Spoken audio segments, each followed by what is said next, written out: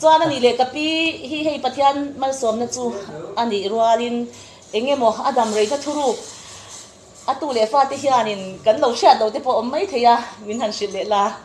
kai chu chang lui tu po ka chai lo do ma sela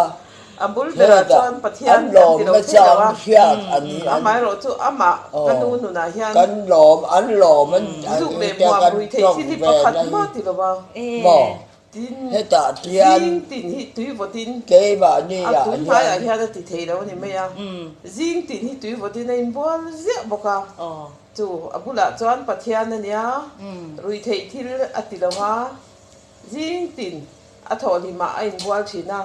chu tu po chu adam reina thuruk ni chuan kan hrebeya chuan I ram run not ko sana